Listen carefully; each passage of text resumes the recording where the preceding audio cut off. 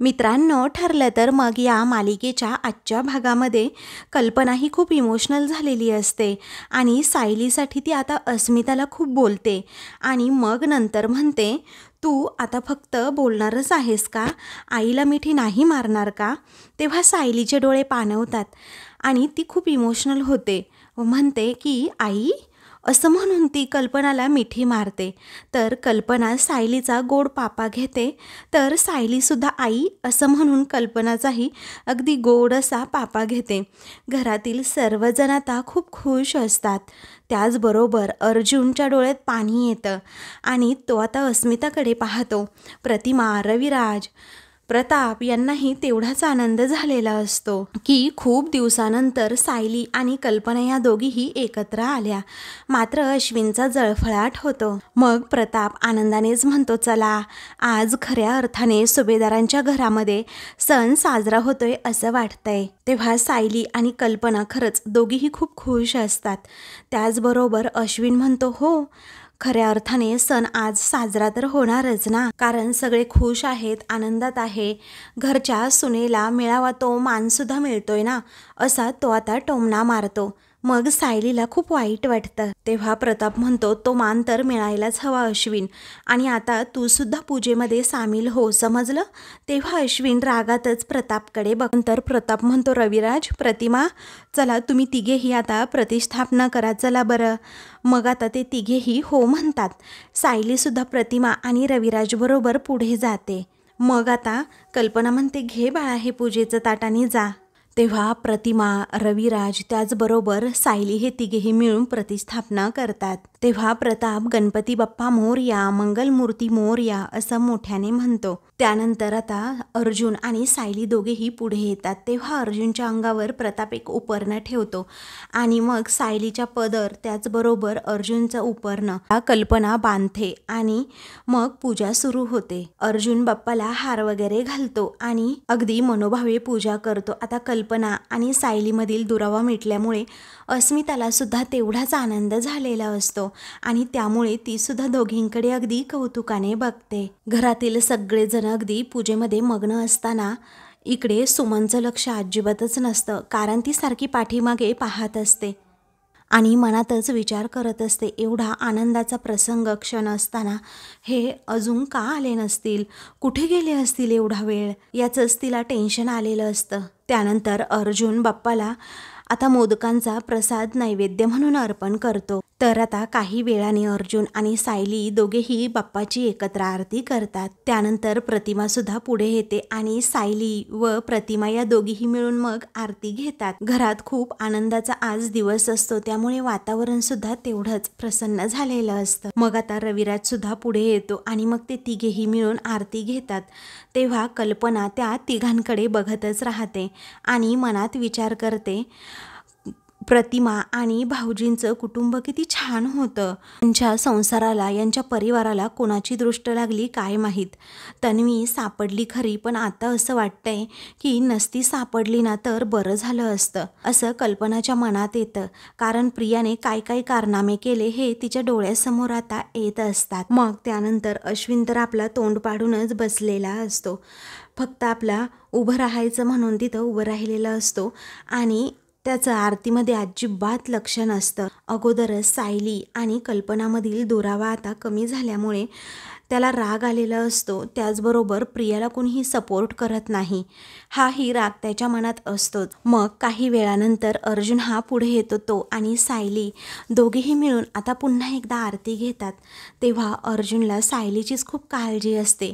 ती आता म्हणते, सायली, तुझी खूप मनापासून भक्ती करतीये बाप्पा, आणि आज तिची सासू तिला पुन्हा मिळाली, तसेच तिचे खरे आईबाबा सुद्धा तिला लवकरात लवकर मिळू देत, असं अर्जुन आज बाप्पाकडे सायलीसाठी मागणं मागतो आणि छान अशी तिच्यासाठीच प्रार्थना करतो. मग त्यानंतर अर्जुनच्या मनात येतं की बाप्पा, मी त्यांना शोधू कसं मला कळतच नाहीये.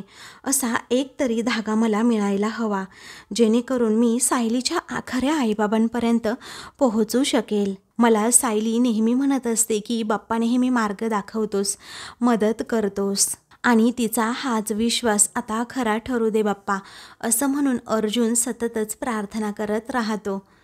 आता सायलीचे खरे आई बाबा शोधायचे कसे हा प्रश्न खरं तर अर्जुनला पडलेला असतो आणि त्याच एक्सप्रेशन सगळ्या त्याच्या चेहऱ्यावर दिसत असतात, ती काळजी दिसत असते. त्यामुळे आता तो एकदम शांत शांत होतो. आरतीमध्ये त्याचं मन लागत नसतं, फक्त आणि फक्त सायलीच्या आईवडिलांचा तो विचार करत असतो. सायली मात्र अर्जुनबरोबर आरती करताना आता खूप म्हणजे खूप खुश असते.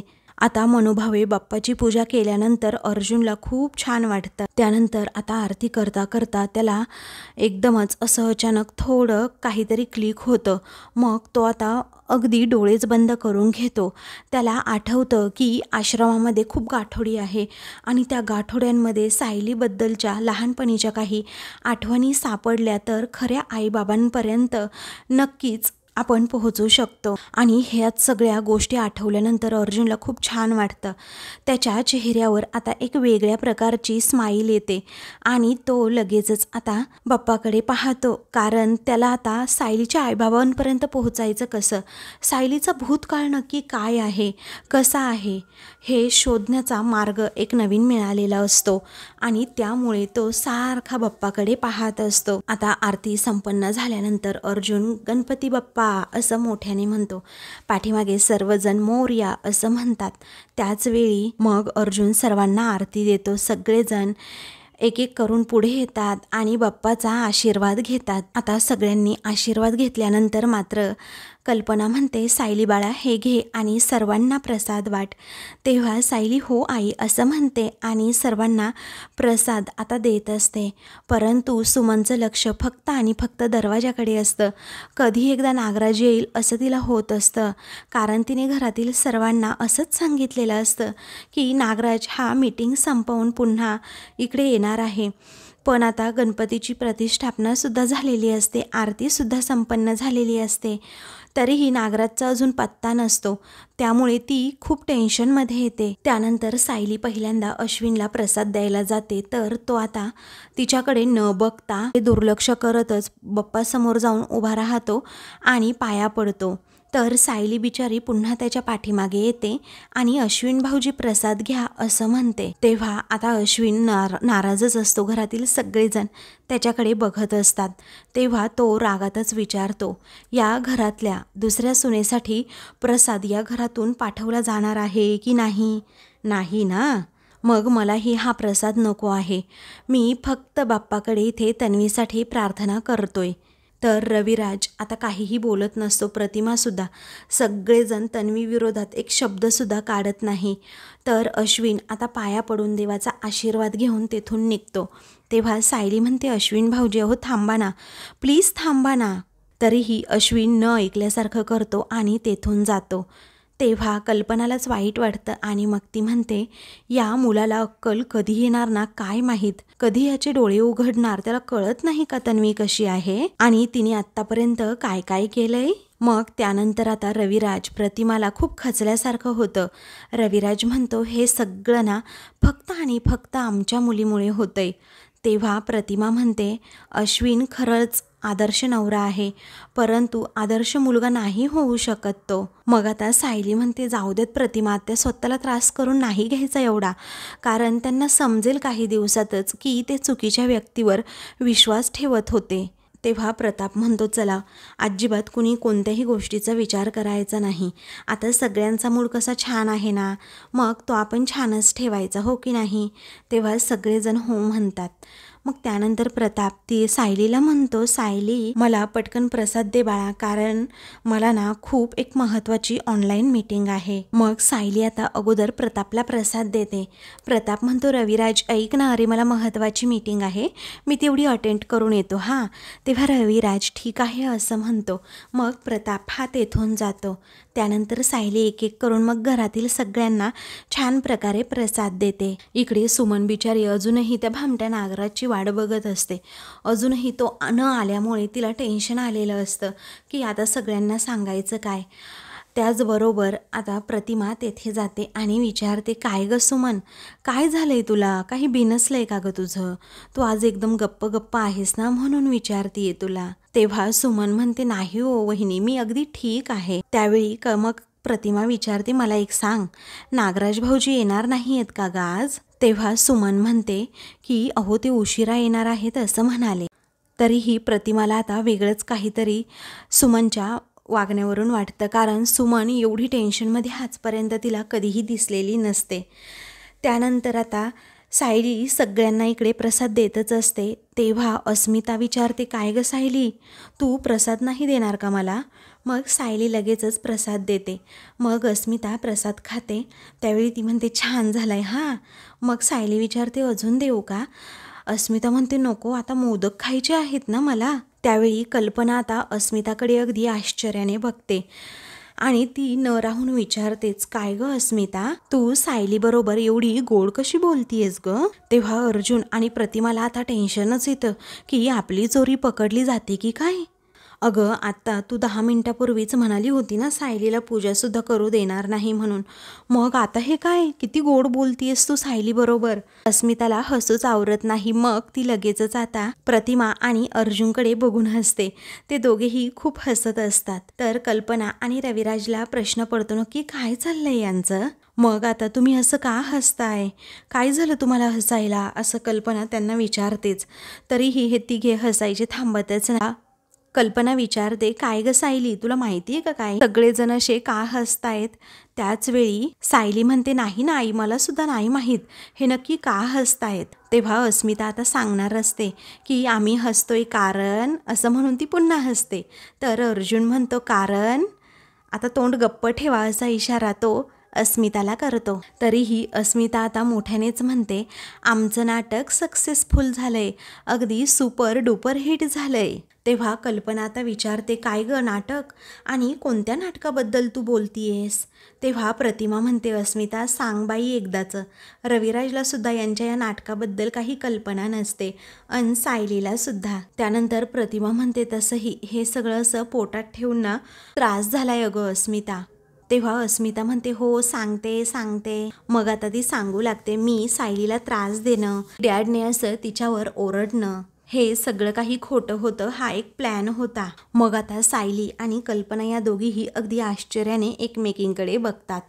त्या दोघींनाही समजतं, म्हणजे प्लॅन करून आम्हा दोघींना यांनी बोलायला लावले. तेव्हा आता लगेचच अस्मिता सांगू लागते की कशाप्रकारे मी, अर्जुन आणि त्याचबरोबर डॅडने प्लॅन केला होता आणि मम्मा जेव्हा इथे यायची हॉलमध्ये तेव्हाच नेमकं कशाप्रकारे आम्ही सायलीला बोलायचो, अगदी ते सुद्धा टोचून. आणि आम्हाला माहीत होतं की तुझं प्रेम सायलीवर आहे, कुठे ना कुठे तुला सायलीबद्दल मनात काळजी आहेच आणि तिच्याबद्दल थोडं का होईना तुला वाईट वाटतं आणि तू कधी ना कधी हे बोलणार, म्हणूनच आम्ही तिला सारखं टॉर्चर करायचं, टोमणे मारायचं. मग आता पुढे अस्मिता सांगू लागते, मम्मा मी जे काही बोलले होते ना तुझ्यासमोर सायलीला, ते सगळं आमचं फक्त नाटक होतं. मग आता असं म्हटल्याबरोबरच रविराज हसतो, अर्जुनसुद्धा हसत असतो. सायलीलासुद्धा ही कल्पना नसते, त्यामुळे अर्जुनकडे ती बघत राहते. पण आता सगळं काही व्यवस्थित झाल्यामुळे सायलीला देखील छान वाटतं. त्यानंतर आता सॉरी हा सायली असं अस्मिता म्हणते, पण आमच्या नाटकाचा हवा तो प्रयत्न अगदी सक्सेसफुल झाला. कल्पनाला सुद्धा यांची ही आयडिया खरं तर आवडलेली असते. मग त्यानंतर आता सायली विचारते, काय हो प्रतिमा आत्या, तुम्ही सुद्धा यांच्यामध्ये सामील झालात? तेव्हा प्रतिमा म्हणते, खरं सांगू सायली, मला आणि प्रतापला यांची ही आयडिया ना आवडलीच नव्हती अगं, पण आत्ता तुझ्या चेहऱ्यावरचं हसू बघितलं ना तेव्हा खरंच मनापासून वाटलं, झालं ते अगदी छान झालं, चांगलं झालं. तेव्हा विमल आणि त्याचबरोबर चैतन्याला सुद्धा आत्ताच या सगळ्या प्लॅनबद्दल माहीत होतं, त्यामुळे ते दोघेही खुश होतात, कारण सायली आणि कल्पनामधील दुरावा फायनली कमी झालेला असतो. त्यानंतर अस्मिता सायलीची माफी मागते आणि म्हणते, सॉरी हा, माझ्यामुळे जर तुला काही त्रास झाला असेल तर मी खरंच तुझी मनापासून माफी मागते. तेव्हा सायली आणि अस्मिता एकमेकींना पहिल्यांदाच मिठी मारतात आणि खूप खुश असतात. त्या दोघींच्या चेहऱ्यावर एकमेकींबद्दलचा अबोला मिटल्याचा आनंद हा असतोच. अस्मितालाही सायलीबरोबर असं मन मोकळेपणाने बोलताना पाहून घरातील सगळेजण अगदी तिच्यावर खुश असतात.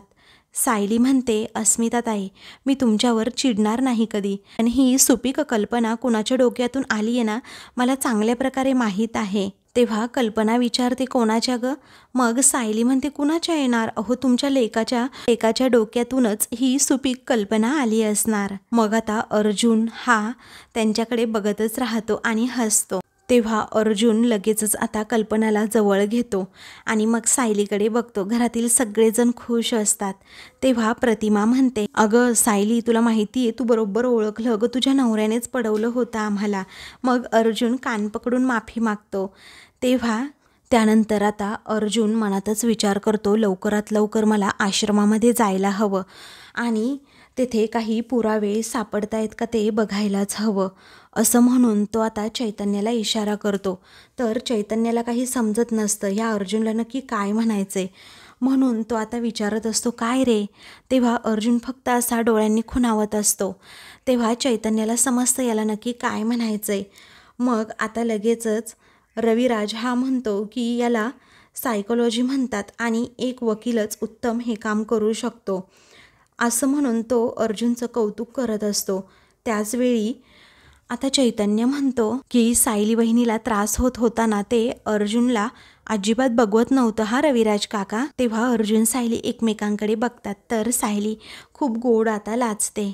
तेव्हा बायकोपासून काहीही लपवून ठेवायचं नसतं समजलं अर्जुन, असं आता रविराज म्हणतो. तेव्हा अर्जुन म्हणतो हो हो माहिती आहे मला, मी खरंच बायकोपासून कधी काही लपवत नाही, पण आता सध्या आम्हाला जरा बाहेर जायचंय, एक महत्त्वाचं काम आहे, म्हणूनच निघावं लागेल आत्ता.